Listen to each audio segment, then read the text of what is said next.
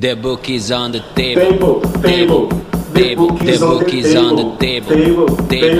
The book is on the table. E aí, pessoal, The book is on the table? O livro está na mesa? Tem que estar agora, porque agora é a aula de filosofia com o professor Cláudio Andrade. Nós somos da escola Governador Valdemar Alcântara, escola profissional de Ubajara, e temos aqui uma aula especial para as nossas turmas de primeira ADM e primeiro informática, tá certo? Então, um assunto novo aí na página 30, 31 do nosso livro de filosofia, continuando as nossas aulas, seria a aula dessa semana, e vamos trabalhar aí a temática da filosofia e religião, trabalhando o pensamento medieval, a filosofia medieval aqui, pessoal, patrística, tá beleza?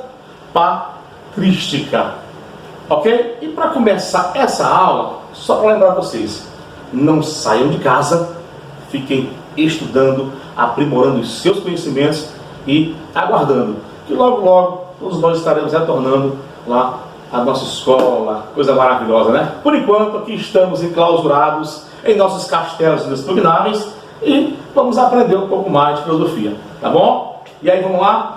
Bom, a patrística, quando eu falo em patrística, ela tem a ver com padres. Patrística tem a ver com padres. E teve um momento em que a igreja começou a ter influência maior sobre o Estado. E falamos sobre os pensadores gregos, os primeiros pensadores, os pré-socráticos. Lembram deles? Nós falamos aqui em aulas anteriores. Eles falavam sobre o que? Arqué, Physis e Logos.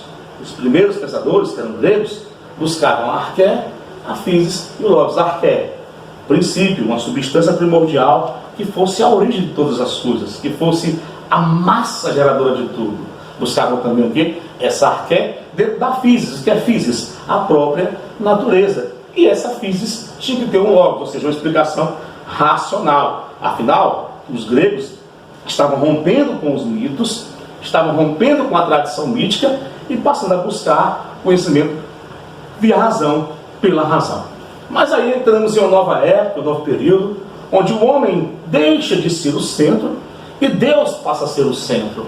Onde a questão agora é a alma humana, a salvação da alma humana, e vem aí a visão da igreja em relação ao conhecimento do mundo, em relação ao pensamento daquela época, tá certo?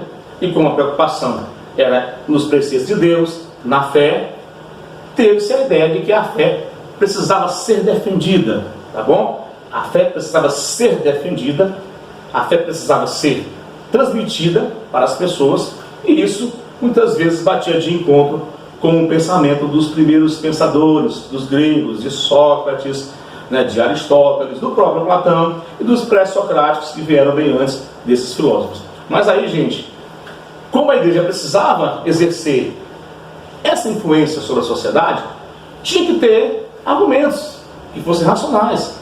Afinal, os gregos conquistaram, né, na base do argumento, da inteligência. Inclusive até fala-se o seguinte, que os romanos, né, conquistaram, fizeram um grande império, conquistaram politicamente, mas os gregos conquistaram culturalmente. Então aí temos a filosofia medieval na patrística, a escola de paz. Vamos lá para o slide, galera? E aí temos aqui o Santo Agostinho. Santo, aqui está gostinho, viu, pessoal? Mas é um gostinho de quero mais, um gostinho de estudar, tá certo? Mas é Santo Agostinho, tá bom? Que teve a influência de Plotino. Plotino era discípulo de Platão, tá certo? Santo Agostinho, antes de falar um pouquinho aqui do Santo Agostinho, um pouco da vida dele. O Santo Agostinho era aquele cara da bagaceira, do beber, do cair e levantar. Meu Deus, coitado do Agostinho. O homem só vivia das farras, só vivia nos bares, até que sua mãe, Santa Mônica, de tanto rezar pelo rapaz, de tanto orar pelo rapaz, esse Agostinho teve um encontro com Deus e ele se converteu ao cristianismo. Olha que coisa legal. Se converte e aí ele passa a estudar as obras de Plotino, que era um discípulo de Platão. Plotino era um discípulo de Platão e trabalhava a visão de dois mundos, trabalhava a visão que o Platão tinha do mundo sensível, do mundo inteligível, tá certo? É que vem o neoplatonismo, que é uma nova visão do pensamento de Platão. Para você ter ideia, o Platão, vocês vão ver mais na frente, aliás, vocês viram o Platão na realidade, né? O Platão, ele tem uma visão da seguinte forma: ele acredita que nós temos dois mundos. Um é o mundo inteligível e o outro mundo é o mundo sensível, o mundo das ideias, inteligível, e o mundo das sensações, da experiência, que é o mundo sensível. O Platão acredita nesses dois mundos. E ele valorizava o mundo inteligível, né, em vez de valorizar o mundo sensível.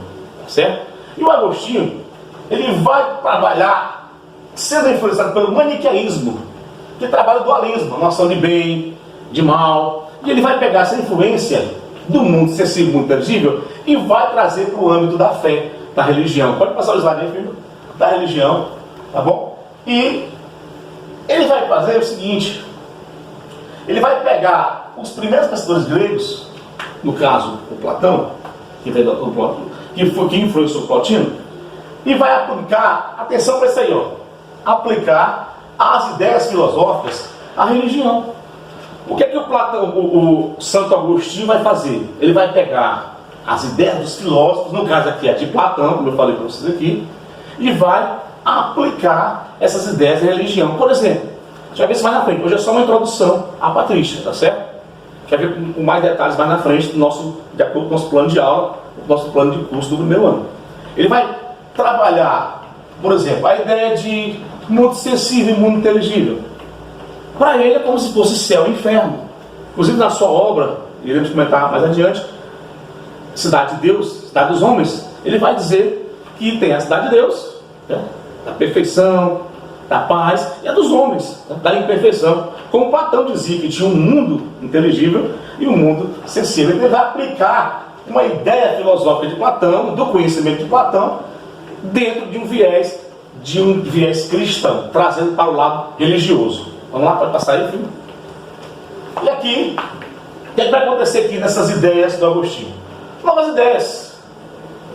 Aqui nós temos dogmas. O que são dogmas? Verdades que são tidas como certas, como absolutas, como indiscutíveis, né? Então os dogmas nesse momento são criam-se os dogmas, certo? Inclusive hoje a Igreja Católica ela tem a sua constituição dogmática, que é o Dei Verbo, né? O Verbo de Deus, tá? Onde tem lá aquilo que não pode ser discutido, aquilo que é uma verdade, aquilo que é certo. Dentro desses dogmas trabalhamos em algumas questões, como a criação do mundo, o criacionismo, que vai se opor ao evolucionismo. Nós sabemos que temos a corrente evolucionista, da evolução, né? O Darwin, que vai dizer o quê? Que vai dizer que o homem evoluiu, mas aqui é a ideia da criação do mundo, de um mundo que foi criado por Deus, né? Cada dia Deus criando o mundo. Então ele vai trazer essa visão da criação do mundo. Vai falar do pecado original, ou seja, ele vai dizer que todos os homens pecaram, todos os homens desde que nascem, já nascem com esse pecado, né? De origem adâmica. Ele vai partir bem para o lado teológico, tá certo? E o Agostinho fala também sobre encarnação e morte. De quem? De Deus. Para Agostinho, Deus se fez carne, o Verbo se fez carne, ele encarnou-se e ele morreu para salvar o homem. E vai ter o juízo final, onde os homens serão julgados por Deus, e a ressurreição de todos, começando pela ressurreição do Filho de Deus, que ele vai falar sobre isso aqui na sua obra. Então o Agostinho ele vai ter uma visão bem teológica. Então a filosofia medieval, pessoal, ela é uma filosofia que vai trabalhar argumentos da fé cristã, que vai tentar defender a fé cristã. Só que o que é que vai acontecer no pensamento do Agostinho da patrística, e mais na frente a gente vai ver com Tomás de Aquino na escolástica? Eles vão tentar argumentar a fé cristã dentro de preceitos, né, que são racionais, de certa forma racionais, para que as pessoas possam ter compreensão e, segundo a visão dele, possam abrir os seus olhos e serem iluminados. Tá certo? Então essa é a visão do Agostinho. Passando adiante aí. Ele fala em filosofar na fé, ou seja, você vai desenvolver uma filosofia, mas em harmonia com a fé. Ele vai dizer que a filosofia ela será uma serva da fé, ela vai ser auxiliar à fé. A fé é o principal para Agostinho aqui, e dentro dessa fé a filosofia vai ajudar na compreensão, porque precisamos do livre-arbítrio, precisamos do conhecimento, precisamos usar a razão, usar a inteligência. Então a filosofia será um auxiliar da fé, de acordo com a visão do Santo Agostinho, da fé cristã. E aqui eu creio para entender e eu compreendo para crer. Ele fala, olha, a minha visão é creio para entender e compreendo para crer. Ele fala que para você entender algo, você tem que crer em algo. E esse algo seria em Deus. Tá bom? Então a visão de Santo Agostinho é o quê? É fortalecer a fé cristã, mas dentro de um processo filosófico, é a corrente da patrística. Vamos lá? E aqui, pessoal, uma atividadezinha, ver se a gente consegue acertar aquela. A questão que está certa, eu vou trabalhar aqui com vocês com uma questão de vestibular. E diz o seguinte: a patrística foi a filosofia cristã dos primeiros séculos de nossa era. Consistia na elaboração doutrinal das crenças religiosas do cristianismo, na sua defesa contra os ataques dos pagãos e contra as heresias. Dado o encontro entre a nova religião e o pensamento filosófico grego-romano, o grande tema da filosofia patrística foi o da possibilidade ou impossibilidade de conciliar fé e razão. Aí, pessoal, a patrística, né? Ele trabalhava a possibilidade de conciliar ou não fé e razão.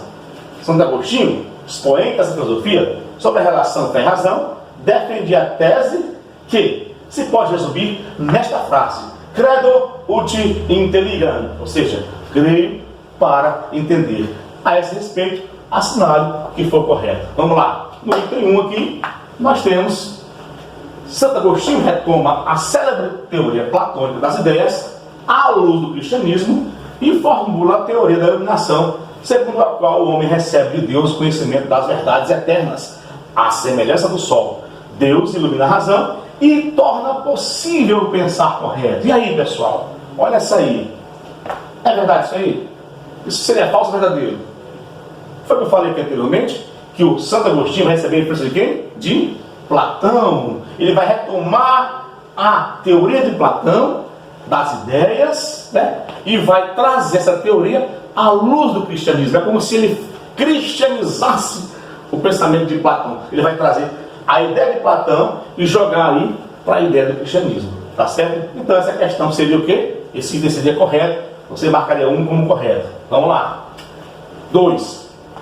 De acordo com Santo Agostinho, a razão é superior e precede a fé.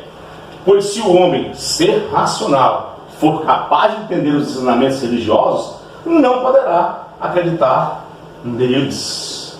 O Santo Agostinho não dizia, pessoal, que a razão é superior e precede a fé. Ele dizia que a fé é que é superior à razão.